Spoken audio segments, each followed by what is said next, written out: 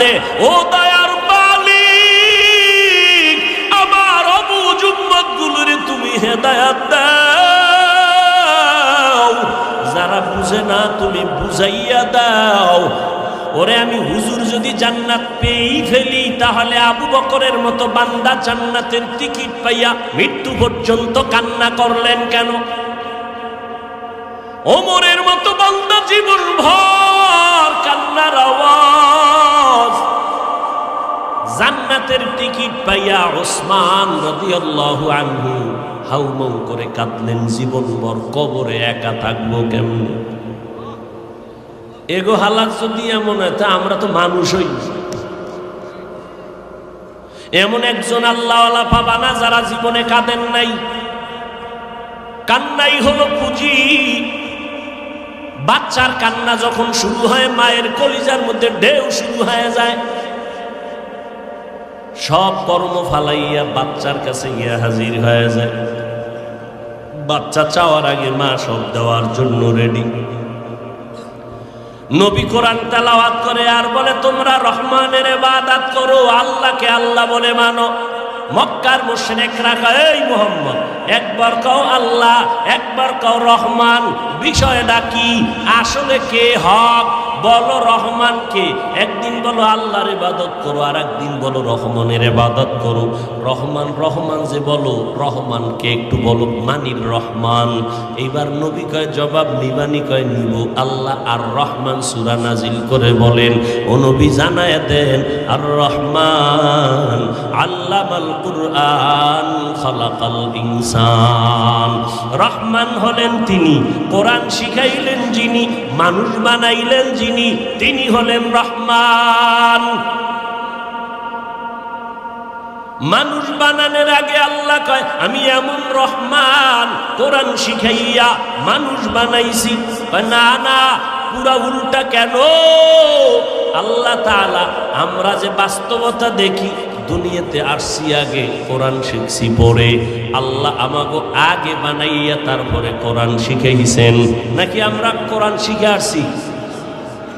তাহলে বলা দরকার ছিল, আর রহমান খালাকাল ইনসান আল্লামাল কুরআন। রহমান হলেন তিনি, মানুষ বানাইয়া কোরআন শিখাইছেন যিনি। না, আল্লাহ কয় না না, আমার সিস্টেম কি জানোনি? আমি এমন রহমান, মানুষ বানাইয়া কোরআন শিখাই নাই, বরং কোরআন শিখাইছি তারপরে মানুষ সৃষ্টি করেছি। আল্লামাল কুরআন খালাকাল ইনসান। কথাটা কি লাইন মতো আছে না একটু উল্টো মনে হয় না? কথা বলেন না কেন? বিষয় কি? ফাআলুল হাকিম লা ইয়াখলু আনিল হিকমাহ। হাকিমের কথা হিকমত থেকে খালি না, জ্ঞানীদের কথা জ্ঞান থেকে শূন্য না। এবার শুনেন, মুফাসসিরিনে কেরাম তার জবাব লিখেছেন। আল্লাহর আদালতে অনেক ধরনের মানুষ আছে, সব মানুষের দাম নাই। একদল মানুষ বংশগত মানুষ, আর একদল মানুষ জন্মগত মানুষ, আর একদল মানুষ গুণগত মানুষ। আদম নবীর বংশে যারা, এরা বংশগত মানুষ, আর বানরের বংশে যারা, এরা বানরগত মানুষ। ঠিক নি? আদম নবীর বংশে যাদের জন্ম, এরা বংশগত মানুষ। আমার আব্বা জানের ঔরসে আমরা আসছি, আমরা জন্মগত মানুষ। আল্লাহর আদালতে আদমের বংশে জন্ম নিলেই সে আল্লাহর কাছে গ্রহণযোগ্য মানুষ না। ভালো করে খেয়াল করেন, জন্মগত মানুষের দাম আল্লাহর কাছে নাই, বংশগত মানুষের দাম আল্লাহর কাছে নাই। আল্লাহর কাছে একদল মানুষের দাম আছে, যারা গুণের মানুষ। কেমন দাম? দুনিয়াতেও শান্তি, পরকালে বিনা হিসাবে জান্নাত। লাইনের পড়ুয়া তোমার মতো যুবক র‍্যাব, আর্মি, পুলিশ, বিডিআরের চাকরি করে, 5 ওয়াক্ত নামাজি, দাড়িওয়ালা, হারাম খায় না, সাক্ষী দাও, আছে না নাই? তুমি কেন পারবা না রে বাবা? কত ওসি, কত ডিসি, কত এসপি, এমপি, মন্ত্রী, চেয়ারম্যান, মেম্বার 5 বেলার নামাজ পড়ে। ও যুবক, তুমি ডাক্তার হও, দোয়া করি ইঞ্জিনিয়ার হও, তুমি একজন সাংবাদিক হও, ব্যারিস্টার হও, তবে একটা অনুরোধ বাবা, বেয়াদব যেন তুমি না হও। তোমার ব্যবহারে যেন কোনো মা বাবা কষ্ট না পায়, তোমার আচরণে কোনো আলেম যেন কষ্ট না পায়, তোমার ব্যবহারে যেন এলাকার কোনো মুরব্বীরা কষ্ট না পায়। তোমার ফুলের মতো জীবনটা, তুমি একটা মানুষ। আমার নবী ১৫০০ বছর আগে বলেছে, যুবকেরা, আমি মুহাম্মদের মা নাই, বাবা নাই, আমি বড় ইয়তীম, আমার আপনজন সবাই আমার দুশমন, আমার ঘরের চারপাশে আটকায়, বারবার আমারে জবাই করবে, আমার হাঁটার পথে কাটা দেয়, এত কষ্ট। ও দুনিয়ার যুবকেরা, আমি বলে গেলাম এই মুসিবতের মধ্যে আমার উপকার করছে যুবকেরা, বিরোধিতা করছে বুড়ারা। যুবকেরা উপকার করেছে আমার। 7 বছর থেকে 12 বছর বয়সের হযরতে আলী নবীর হাতে গিয়া কালেমার পতাকা নিয়ে দাঁড়ায় গেলেন। 27 বছর বয়সে ওমরের মতো বান্দা নবীর গর্দান কাটতে গিয়া কালেমার পতাকা নিয়ে দাঁড়ায় গেলেন। ওমরের মতো বীর যোদ্ধা নবীর হাতে কালেমা পড়লেন, নবীর হাতে হাত লাগাইলেন, নবীর নজর দিয়া তাওয়াজ্জু দিলেন, ওমরের ভিতরের পাওয়ার বেড়ে গেল। ওমর তরবারি নিয়ে দাঁড়ায় কয়, আমার নবীর বিরুদ্ধে যদি কেউ কথা কাও, মুহাম্মদের লাগবে না, তরবারি ওমরেরটা রেডি, আয়, কারো দরকার হবে না। ও আল্লাহর বান্দারা, এজন্যই তো আল্লাহ পাকের নবী মানুষের দ্বারে দ্বারে কোরআনের দাওয়াত দেওয়ার আগে তেলাওয়াত শোনায়। তেলাওয়াত, ইয়াসিন ওয়াল কুরআনিল হাকীম ইন্নাকা লামিনাল মুরসালিন আলা সিরাতিম মুস্তাকিম তানজিলাল আজিজির রহিম লিতুনযিরা কওমান মা উনযিরা আবাউহুম ফাহুম গাফিলুন।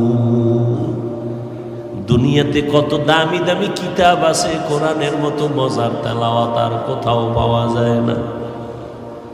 এরে আল্লাহর বান্দা, আব্দুল্লাহ ইবনে মাসউদ সাহাবী এখনো কালেমা পড়ে নাই।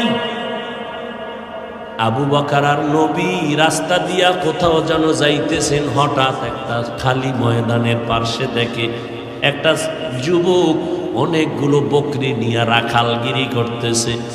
পেটে ক্ষুধা লাগছে, নবীজির পেটে ক্ষুধা, আবু বকরের। দাঁড়ায় গেলেন, রাখালকে ডাকলেন, এই যুবক রাখাল, আসো। রহমতের নবীর সামনে এসে দাঁড়ায় গেল। কামগো পেটে ক্ষুধা লাগছে, তুমি এই রাখাল এই বকরির? বলে হ্যাঁ। কয়েকটা দুধওয়ালা বকরি দাও, আমরা দুধ পান করব। রাখাল বলে, খবরদার, আমি রাখাল ঠিক, তবে এর মালিক আমি না, মালিকের অনুমতি ছাড়া আমি দিতে পারবো না। রাখাল জানে না রহমতের নবী এখানে দাঁড়ায় কথা বলতেছে। যখন বলল মালিকের অনুমতি নাই, দিতে পারবো না, নবী বললেন, রাখাল ভাই, এমন একটা বকরি আমার কাছে এনে দাও, তোমার শত বকরির মধ্যে যেটা দুধ দেয় না, জীবনেও দিবে না, এমন একটা বকরি দাও, ওটা দুধ দেয় না, জীবনেও দিবে না, এটা নিয়ে আসো। নবীর সামনে রাখাল বকরি এনে হাজির। রহমতের নবী বিসমিল্লাহ বলে ওলানে হাত দিলেন, দুধে ভরপুর হয়ে গেল। নবী নিজে দহন করলেন, নিজেও পান করলেন, আবু বকরকে পান করালেন, রাখালেরও পান করাইয়া কয়, বকরিটারে আবার পালের মধ্যে ফেরত দিয়া দাও। আগের মতো বকরি পালে দিয়া দিল। এগুলো দেখা সাথে সাথে নবীর কদমে পড়ে কালেমা পড়ল আব্দুল্লাহ ইবনে মাসউদ। সেই আব্দুল্লাহ ইবনে মাসউদকে নবী বলেন, এই আব্দুল্লাহ একটু কোরআন তেলাওয়াত করে আমার শোনাও তো, আমার শুনতে মজা লাগে। আব্দুল্লাহ কয়, কোরআন নাজিল হইছে আপনার উপর, আপনি আমার থেকে শুনবেন?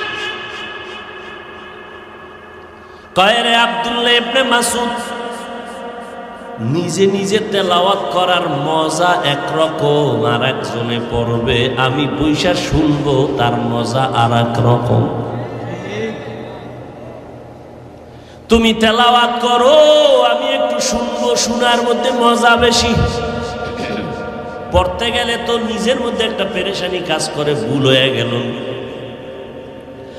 আর ইমাম সাহেব যখন তেলাওয়াত করে, মুসল্লি শুনতেছে, চোখের পানি পড়তেছে। এই যুবক, তোর মন মতো জীবনে তো কম চললি না রে বাবা, তবে আজকে দুইটা অনুরোধ আমি তোরে করে যাব, মানলে ভালো হবে, না মানলে কিছু করার নাই। এক, রাতে বিছানায় গিয়া মোবাইলটা চালাইতে চালাইতে চালাইতে শেষ, যখন তোর সিগন্যাল এসে যায় এখন আর চালাবি না, ঘুমাবি। ঠিক ওই সময় আমার অনুরোধ থাকলো, বাবা মাঝে মাঝে ডেলি না, ও বাবা ইউটিউবে সার্চ দিবা কোরআন তেলাওয়াত, দেখবা মক্কা মদিনার ইমামদের তেলাওয়াতে সে হাজির হয়ে গেছে। একটা তেলাওয়াতে টাচ করবা, অটোমেটিক তেলাওয়াত চলতে থাকবে, বালিশের পাশে মোবাইলটা ফালাইয়া তেলাওয়াত শুনতে শুনতে ঘুমায় যাবি রে বাবা। আমি ওয়াদা করে গেলাম, এক সপ্তাহ যদি রেগুলার এই আমল চালায় দেও, নিজেই তওবা করবি, জীবনে আর গানের আওয়াজ কানের মধ্যে ঢুকাবি না। আমার আল্লাহর কোরআন এত মজার, বুঝাইতে পারি না রে বাবা।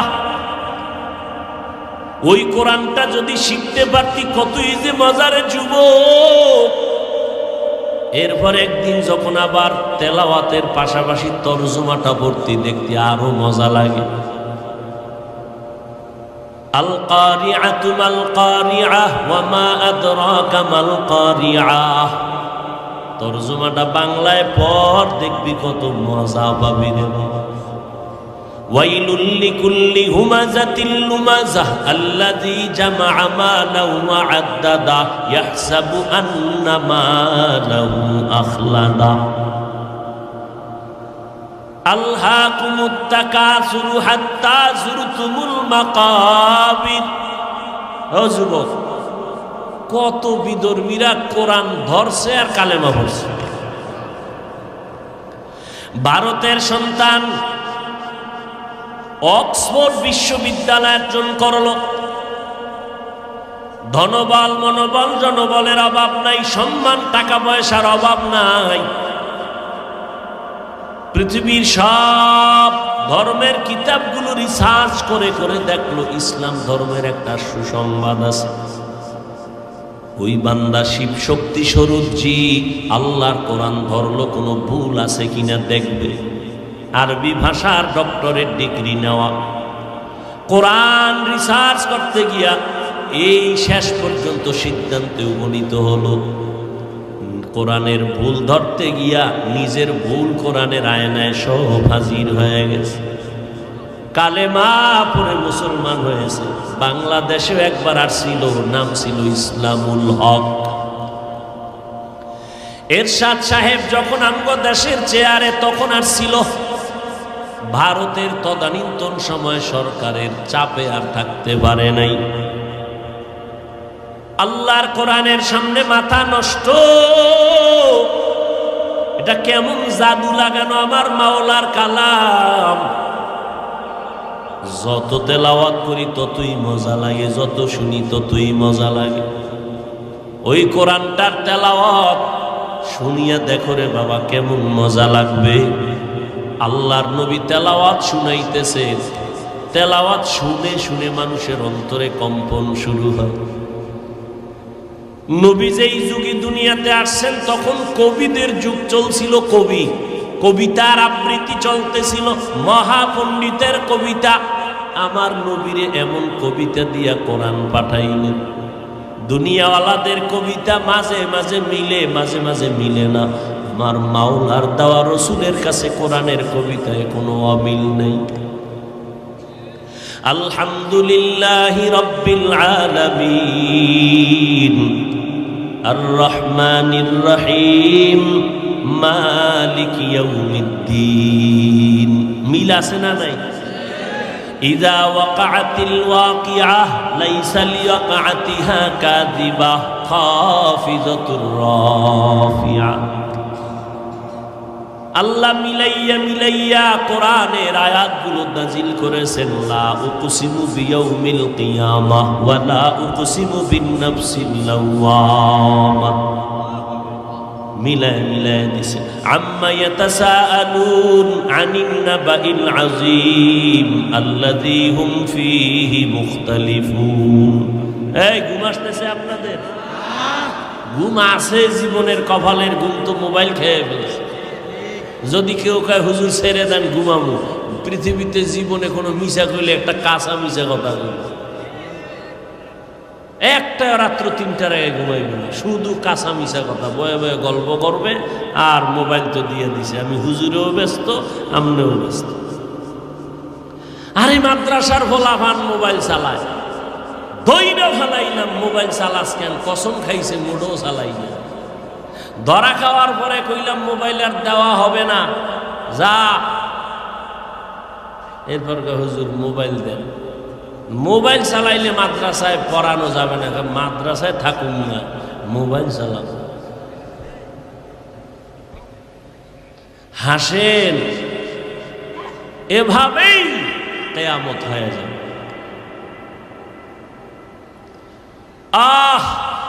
আমি বক্তা মানুষের বয়ান করি, কিন্তু দুঃখ এই চেয়ারটায় যতক্ষণ বসে আছি মনে হয় যেন আমি ফেরেশতার চরিত্র নিয়ে ওয়াজ করতেছি। স্টেজের চেয়ারে আসার আগেও মোবাইলে ফেসবুকের মোরাকাবা চলে, বয়ান থেকে নাইমা বাসা পর্যন্ত মোরাকাবা চলে মোবাইল। বাসায় গিয়া মাইয়া বলা বউয়ের হক আদায় না করে মোবাইল। এই যদি হয় আমি বক্তার অবস্থা, শ্রোতাদের অবস্থা কি হবে? এই বয়ানে উম্মতের অন্তর কোনোদিন পরিবর্তন হবে না। অথচ মায়ার নবী দাওয়াতের কাজ করেন, তেলাওয়াত করেন, মানুষের মাথায় হাত দেয়, পায়ে হাত দিয়া বুঝায়। শুধু বুঝাইয়াই নবী ঘুমায় না, সিজদায় পড়ে কাঁদে, ও দয়ার মালিক, আমার অবুঝ উম্মতগুলোরে তুমি হেদায়েত দাও, যারা বুঝে না তুমি বুঝাইয়া দাও।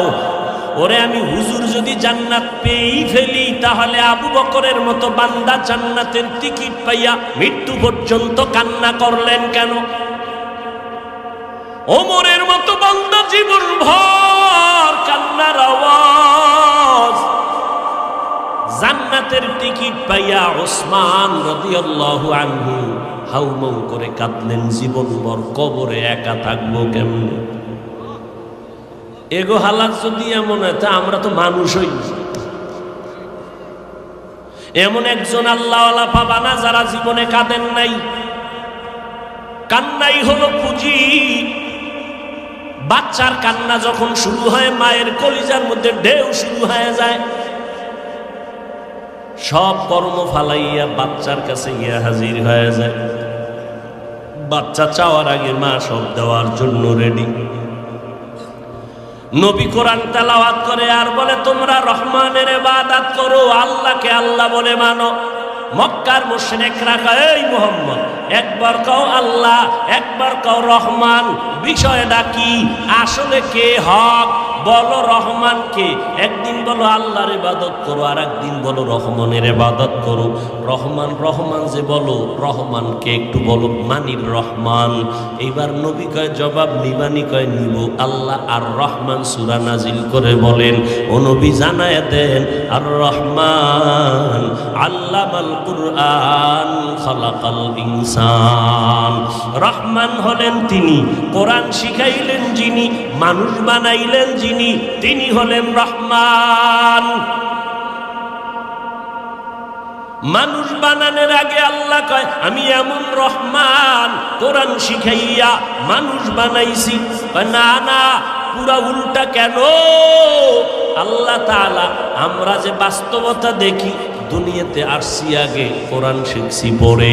আল্লাহ আমাকে আগে বানাইয়া তারপরে কোরআন শিখাইছেন, নাকি আমরা কোরআন শিখে আসছি? তাহলে বলা দরকার ছিল আর রহমান খালাকাল ইনসান আল্লামাল কুরআন। রহমান হলেন তিনি, মানুষ বানাইয়া কোরআন শিখাইছেন যিনি। না, আল্লাহ কয় না না, আমার সিস্টেম কি জানোনি? আমি এমন রহমান, মানুষ বানাইয়া কোরআন শিখাই নাই, বরং কোরআন শিখাইছি তারপরে মানুষ সৃষ্টি করেছি। আল্লামাল কুরআন খালাকাল ইনসান। কথাটা কি লাইন মতো আছে না একটু উল্টা মনে হয় না? কথা বলেন না কেন? বিষয় কি? ফাআলুল হাকিম লা ইয়াখলু আনিল হিকমাহ। হাকিমের কথা হিকমত থেকে খালি না, জ্ঞানীদের কথা জ্ঞান থেকে শূন্য না। এবার শুনেন, মুফাসসিরিনে কেরাম তার জবাব লিখেছেন। আল্লাহর আদালতে অনেক ধরনের মানুষ আছে, সব মানুষের দাম নাই। একদল মানুষ বংশগত মানুষ, আর একদল মানুষ জন্মগত মানুষ, আর একদল মানুষ গুণগত মানুষ। আদম নবীর বংশে যারা, এরা বংশগত মানুষ, আর বানরের বংশে যারা, এরা বানরগত মানুষ। ঠিক নি? আদম নবীর বংশে যাদের জন্ম, এরা বংশগত মানুষ। আমার আব্বা জানের ঔরসে আমরা আসছি, আমরা জন্মগত মানুষ। আল্লাহর আদালতে আদমের বংশে জন্ম নিলেই সে আল্লাহর কাছে গ্রহণযোগ্য মানুষ না। ভালো করে খেয়াল করেন, জন্মগত মানুষের দাম আল্লাহর কাছে নাই, বংশগত মানুষের দাম আল্লাহর কাছে নাই। আল্লাহর কাছে একদল মানুষের দাম আছে, যারা গুণের মানুষ। কেমন দাম? হয় দুনিয়াতেও শান্তি, পরকালে বিনা হিসাবে জান্নাত। কোন মানুষ?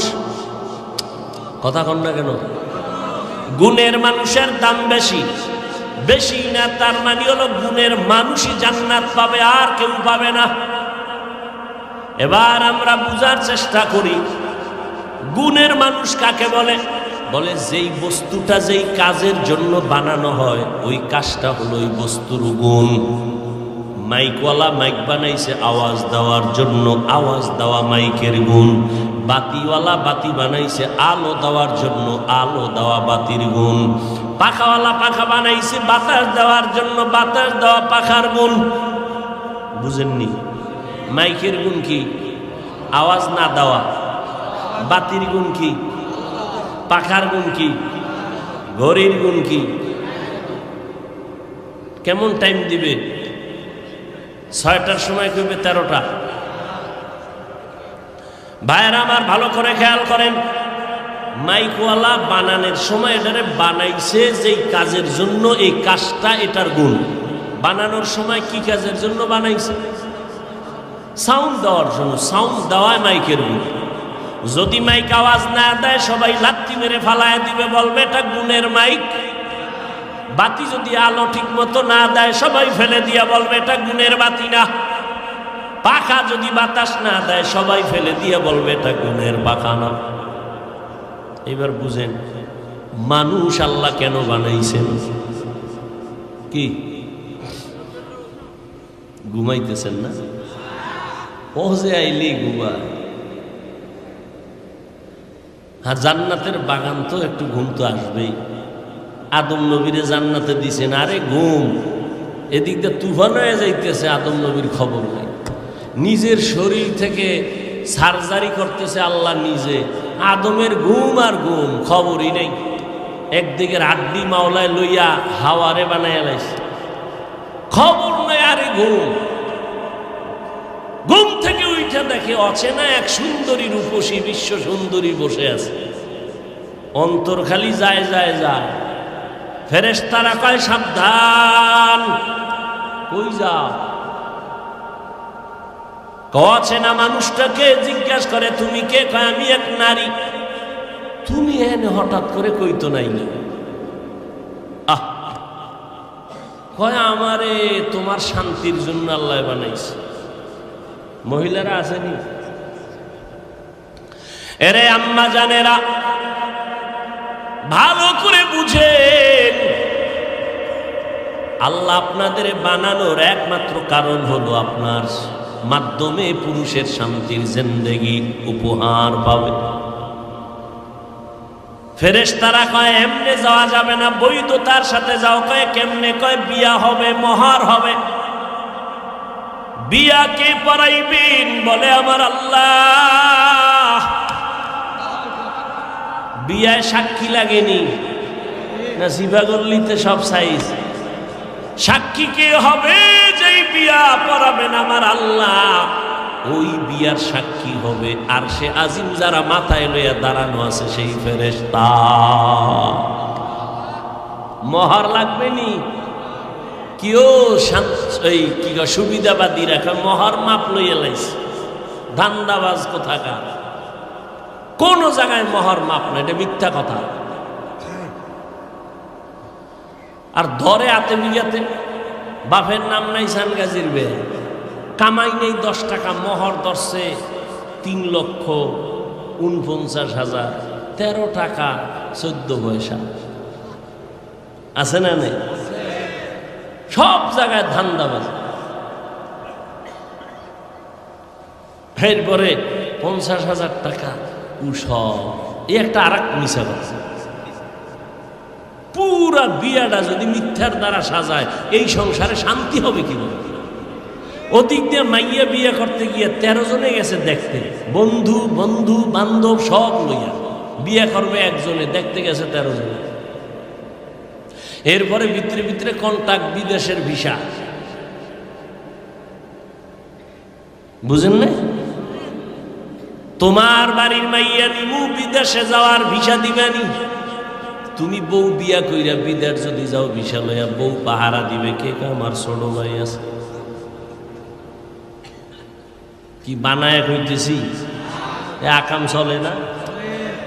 এই যৌতুক চলে না? হালাল না হারাম? ভাইরা আমার, এই শিবচর এলাকায় বোধহয় গুনাহ নাই।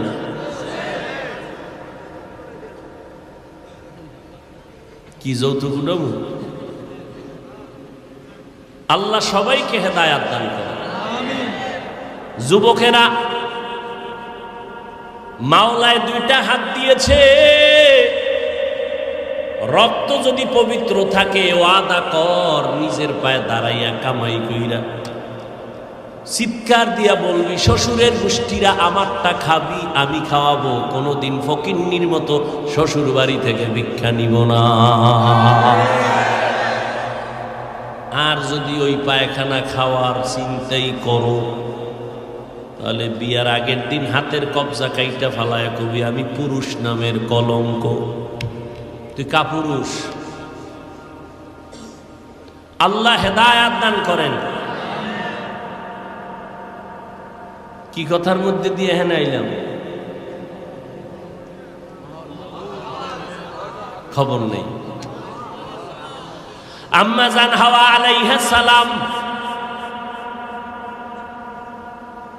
মোহর টাকা লাগবে, কয় না টাকা নাই।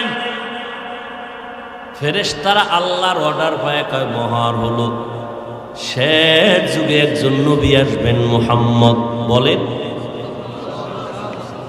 তার উপরে 3 বার অথবা 21 বার দরুদ পড়ে নাও, এটাই মোহর হয়ে যাবে। হর কে বাশত আমেলে সল্লু মুদম, আতেশে তো জুকশাওয়াত বরওয়ে হারাম। খারাপ লাগতেছে আপনাদের? বলেন, মানুষ আল্লাহ কেন বানাইছেন? ইবাদতের জন্য। যেই জিনিসের জন্য, কাজের জন্য বানানো হয়, কাজ হলো ওই জিনিসের গুণ। মানুষ বানানোর কারণ বিড়ি টানার লেগে। তুই যারা ওয়াজের আগেও বিড়ি টানে, মোনাজাতের ভরেও বিড়ি। আসেনি বিড়ি খোর? হ্যাঁ, আল্লাহ হেফাজত করে। কি মজা যে ভাই, এটা হুজুর আপনি কি বুঝবেন? হায় হায়,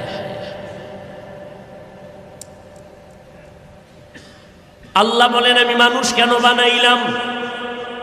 ওয়ামা খালাকতুল জিন্না ওয়াল ইনসা ইল্লা লিয়াবুদুন। আল্লাহ বলেন আমি মানুষ বানাবার একমাত্র কারণ হলো ইবাদত। কার ইবাদত? ইবাদত মানে কি সারা রাত্র তাসবিহ টানা? এক কথায় জীবনে যা করবেন সব ইবাদত।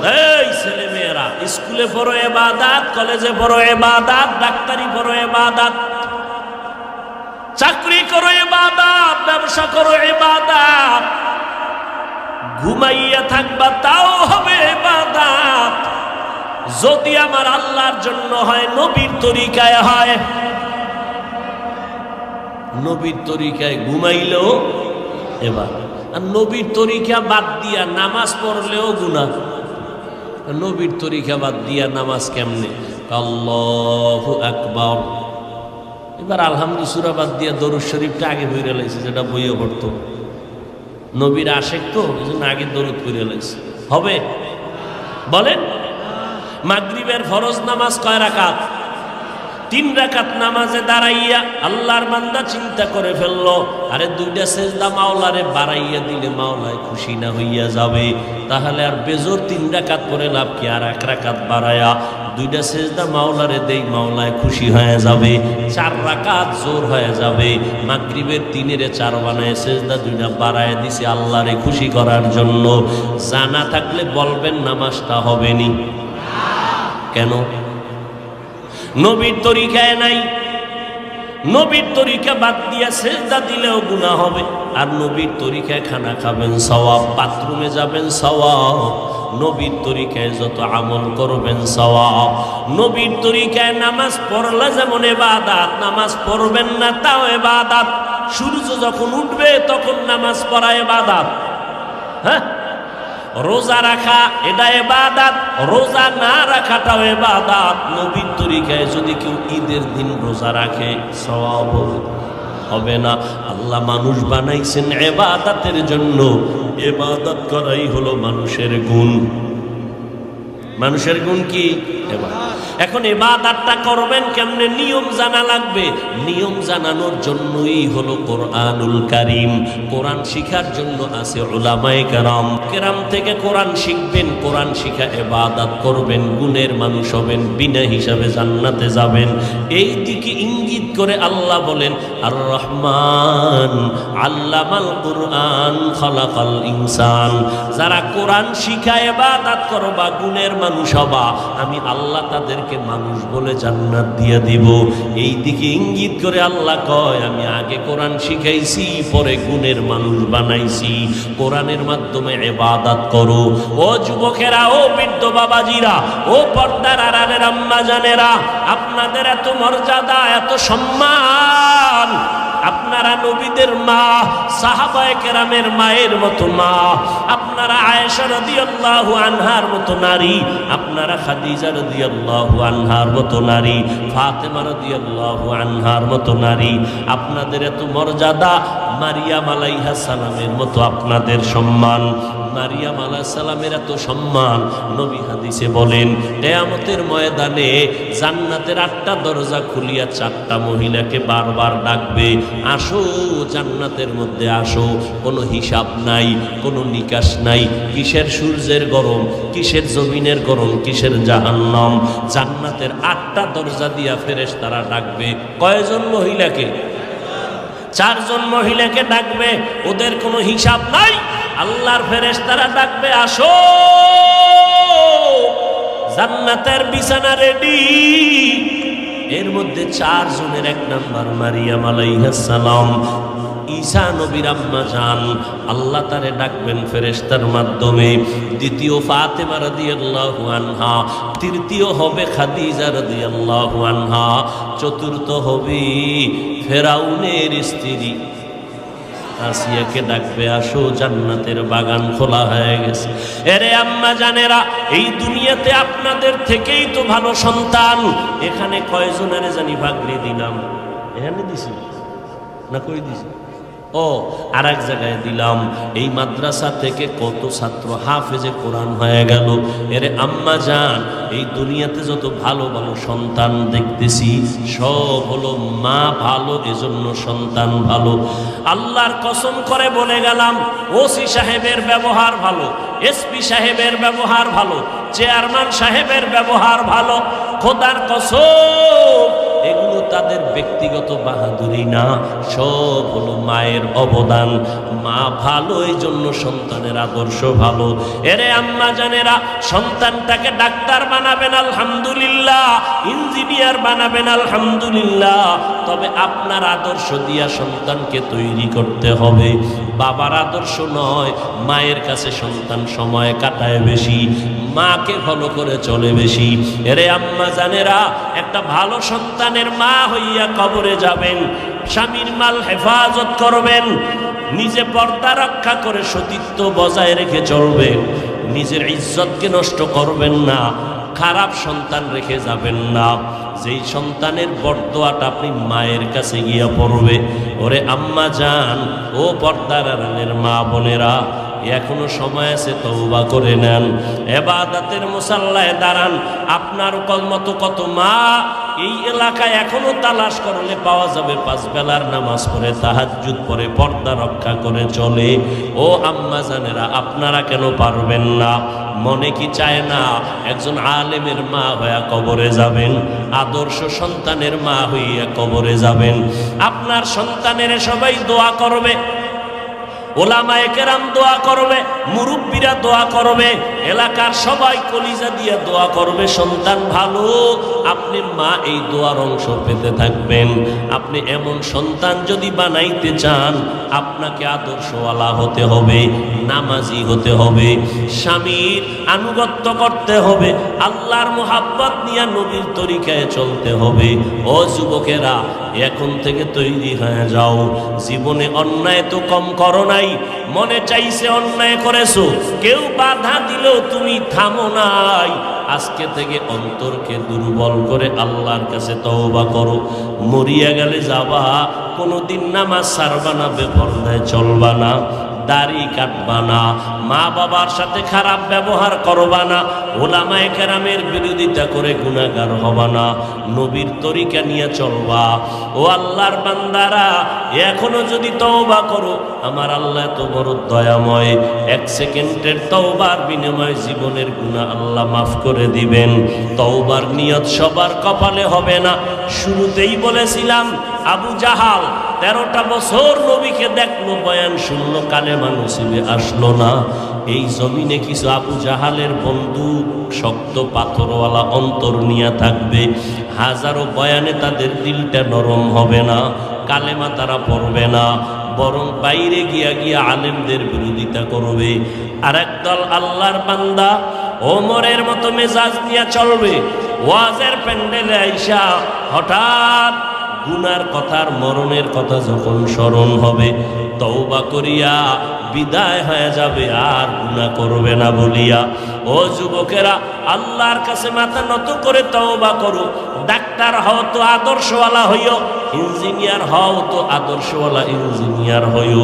আল্লাহর কাছে দোয়া করো, তওবা করো, উলামায়ে কেরামের পরামর্শ নিয়ে জীবনটাকে চালাও, ধন্য হবা। মা বাবার দোয়া নিয়ে সামনে আগাও। ওই মা বাবার দোয়া ছাড়া আগাইতে পারবা না, ওই মা বাবার দোয়া ছাড়া কোনোদিন সফলতা আসবে না। তওবা করার মতো যদি কারো অন্তর তৈরি হয়, মুনাফিকি দুর্বলতা যদি না থাকে, যাদের অন্তরে তওবার নিয়ত আছে খাঁটিভাবে, তাদেরকে বলবো, দুটো হাত আমার আল্লাহকে দেখায়া দাও।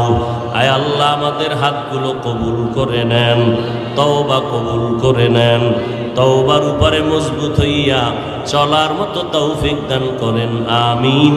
আলহামদুলিল্লাহি রাব্বিল আলামিন, ওয়াসসালাতু ওয়াসসালামু আলা সাইয়্যিদিল আমবিয়াই ওয়াল মুরসালিন ওয়া আলা আলিহি ওয়া আসহাবিহি আজমাইন। ইয়া আরহামার রাহিমিন, ইয়া আরহামার রাহিমিন, ইয়া আরহামার রাহিমিন। রব্বিরহামহুমা কামা রাব্বায়ানি صغيرا اللهم إنك عفو كريم تحب العفو فاعف عنا اللهم إنا نسألك رضاك والجنة ونعوذ بك من سخطك والنار اللهم إنا نعوذ بك من البرص والجنون والجذام وسيء الأسقام ও দয়ার মালিক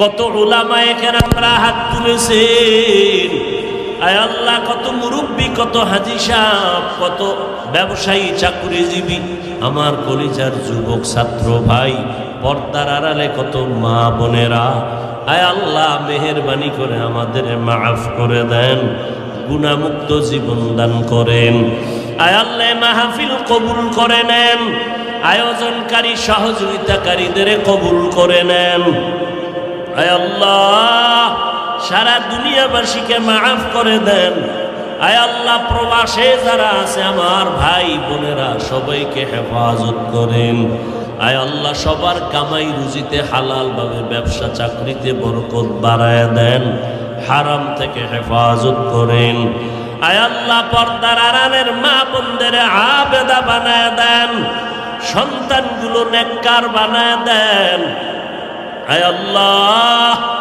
মাদ্রাসা মসজিদগুলো কবুল করে নেন অন্যান্য শিক্ষা প্রতিষ্ঠান নবীর আদর্শের আদলে কবুল করে নেন যারা লেখাপড়া করে পরীক্ষার্থী কামিয়াবির ব্যবস্থা করে দেন আয় আল্লাহ সমস্ত ছাত্রীদেরকে শিক্ষকদের কাছে বিনয়ী হওয়ার তৌফিক দান করেন আদবওয়ালা বিনয়ী জিন্দেগি দান করেন আদবওয়ালা বিনয়ী জিন্দেগি দান করেন রিয়া হাসাদ কিবির দূর করে ইখলাস দান করেন আয় আল্লাহ সুন্নাতওয়ালা জিন্দেগি দান করেন নবীজির রওজা বাইতুল্লাহ জিয়ারতের তৌফিক দান করেন মা বাবার বাধ্যগত সন্তান বানায় দেন আয় আল্লাহ।